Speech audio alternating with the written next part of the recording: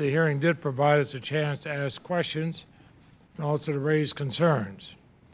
It gave the nominee an opportunity to respond to relentless critics having had to remain silent for the 2 months prior to the hearing.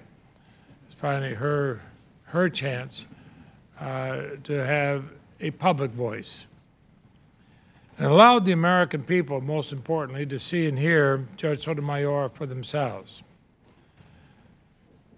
It's interesting, during those 4 days, almost 2,000 people attended the hearing in person in this room.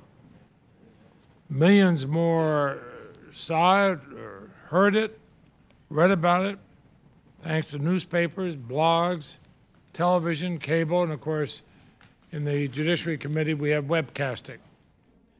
I believe that President Obama is right when he told the American people last May that Judge Sotomayor will bring not only the experience acquired over the course of a brilliant legal career, but the wisdom accumulated over the course of an extraordinary journey, a journey defined by hard work, fierce intelligence, and enduring faith that in America, all things are possible.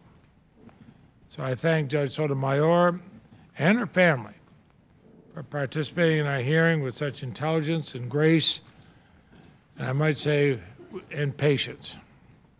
Now comes with a moment when this committee is faced with a choice of whether to recommend this nomination favorably to the Senate. Each of us, as senators, has a responsibility to vote yes or no. I look forward to a bipartisan vote.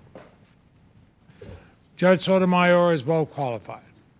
She has the highest rating in the American Bar Association. And one need look no further than her experience, her ability, her temperament, her judgment. The President nominated a person with more federal judicial experience than anyone nominated to the U.S. Supreme Court in nearly 100 years. He nominated somebody with federal trial judge experience. She'll be, incidentally, the only member of the Supreme Court with federal trial judge experience. And of course, she had tremendous experience in probably the most active prosecutor's office in this country. As her record and her testimony for the committee reinforced, she's a restrained, fair, and impartial judge who applies the law to the facts to decide cases. Ironically, the few decisions for which he's been criticized are cases in which he did not reach out to change the law or defy judicial precedent. In other words, cases in which he refused to be an activist judge and make law from the bench. In her 17 years on the bench, there's not one example, let alone a pattern, of her ruling based on bias or prejudice or sympathy. She's been true to her oath. She's faithfully and impartially performed her duties as set forth by the Constitution. As a prosecutor and as a judge, she has administered justice without favoring one group of persons over another. She testified directly to this point, saying, "I have now served as an appellate judge for over a decade, deciding a wide range of constitutional, statutory, and other legal questions. Throughout my 17 years on the bench, I have witnessed the consequences of my decisions. Those decisions have not been made to serve the interests of any one litigant, but always to serve the interests, the larger interests of impartial justice." I agree with her. During my time in the Senate, I've often spoken of the standard that I use for judicial nominees. I asked myself whether the nominee be the kind of independent judge who would be fair and impartial.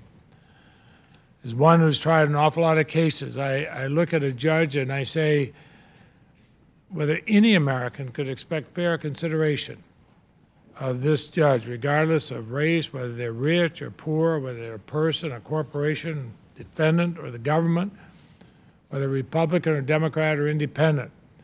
I like to think that when I'd come into a courtroom, I could look at a judge and say, this judge will make up his or her mind based on the law, not on who the litigants are. And having reviewed her record, I know that Judge Sonia Sotomayor has been that kind of judge. I have every confidence she'll be that kind of justice in the United States Supreme Court. And so it's with enthusiasm and hope that I'm going to vote in favor of this historic nomination. Mr. Chairman, the votes are 13 yeas, 6 nays. The nominee has been approved by the committee. The name will be sent to the full Senate for its action.